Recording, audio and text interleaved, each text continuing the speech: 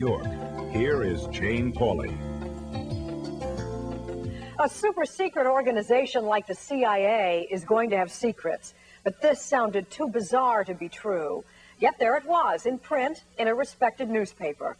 The accusation that the crack epidemic, which ravaged this country's cities, was spread with help from a secret army linked to the CIA. As you may recall, the story set off a firestorm of controversy. Then last month, a surprising twist. The newspaper which had first published this astounding story started to back away from it.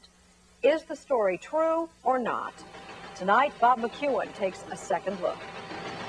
We are sick and tired of your excuses. And I hope that you'll help to put an end to it, because we are tired and we're hurt and we're angry. I will tell you, Director Deutsch, as a former Los Angeles police narcotics detective, that the agency has dealt drugs throughout this country for a long time. It was an American first.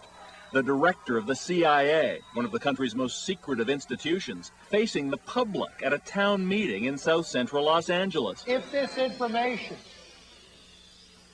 turns up wrongdoing, we will bring the people to justice and make them accountable.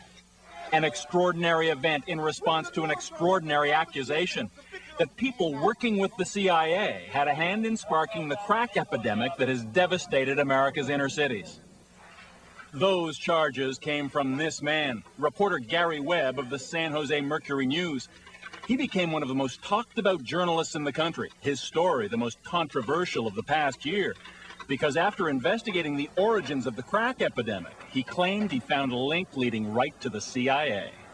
Men who were working for the CIA's army were responsible for bringing all that cocaine into Los Angeles that sparked the crack epidemic. The CIA's army, Webb says, were the Contras, the anti-communist rebels fighting the government of Nicaragua back in the 1980s, an army founded and funded by the CIA. Webb wrote that some Contra supporters smuggled cocaine to America to raise money for their cause. The CIA has been bringing drugs into this country. As then CIA Director John Deutsch discovered, it's an accusation that rings true for many, especially for some in the African-American community. And Webb's story has taken on a life of its own. And Gary, on the talk show circuit and the internet, some have even gone beyond Webb's charges to accuse the CIA of conspiring to target young African Americans. Was the CIA willing to poison our cities and with crack cocaine? On the basis of what you learned, do you believe that there was a conscious decision, a meeting where someone sat down and said, we're going to poison the youth of Black America and here's how we're going to do it? No, I don't. These guys were looking to raise money, and I don't think it mattered to them where they did it. They just went where they could raise the money. Gary Webb says his stories were largely based on the testimony of a drug dealer with Contra connections who became a U.S. government witness. But 9 months after the series was published, the controversy continues. Some of the heavyweights of American journalism have examined Webb's work and found it reckless, often wrong.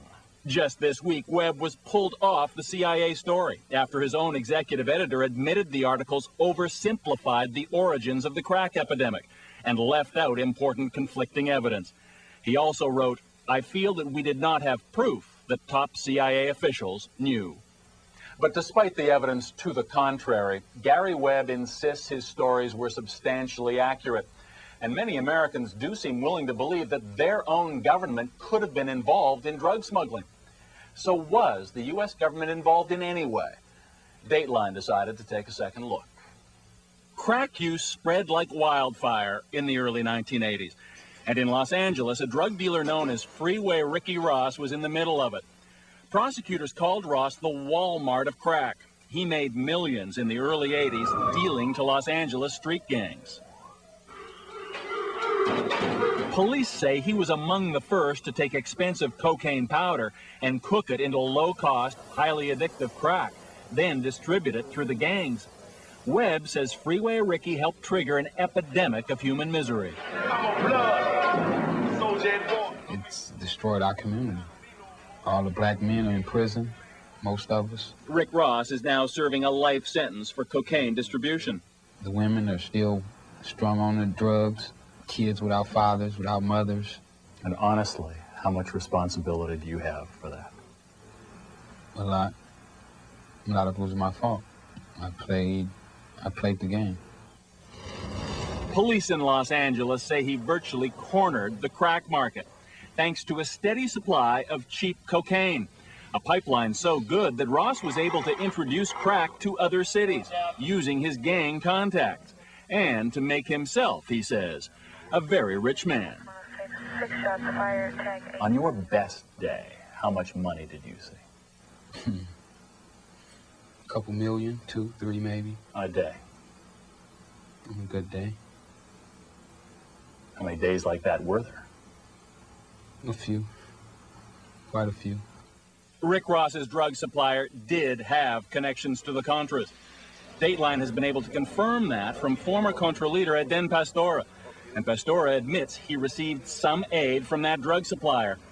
But Pastora says he was not aware of any CIA drug connection.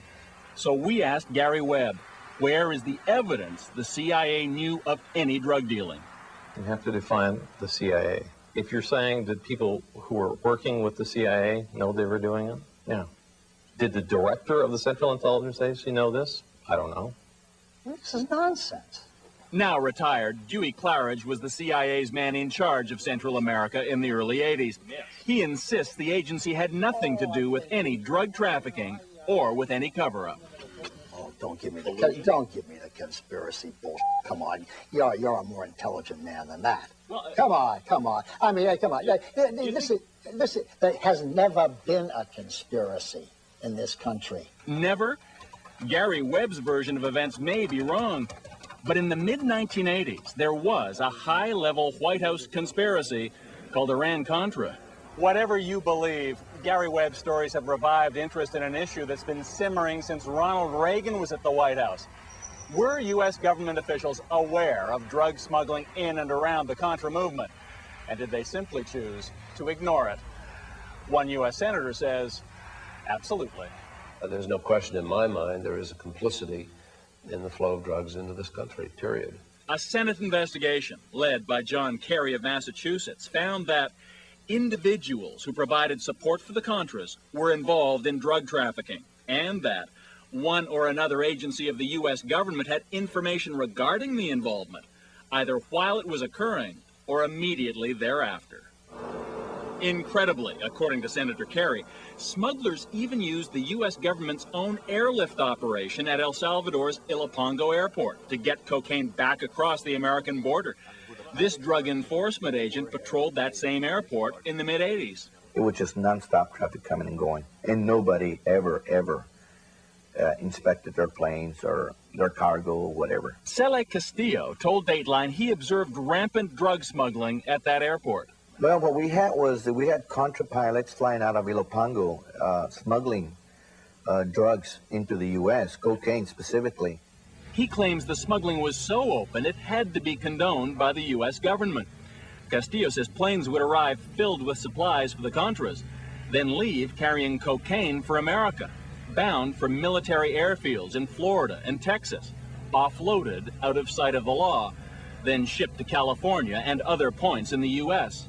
And there's more. Castillo says when he reported all of this to his bosses at the DEA, he was told to ignore it. So you were told point blank? Point blank, stay away from it. It's a covert operation being run by the White House. In a letter to Dateline, the Drug Enforcement Administration said it has vigorously investigated, and no evidence has ever been found to substantiate Mr. Castillo's charges. As for the CIA, it's denied ever aiding or condoning drug smuggling. Reports were reaching the highest councils of our government, in the White House and in the Justice Department. There is no question of that. I can document that. The White House and Justice Department disputed Kerry's report at the time, but he still believes some government officials turned a blind eye towards drug dealing in the mid-1980s, after the time at the heart of Gary Webb's stories.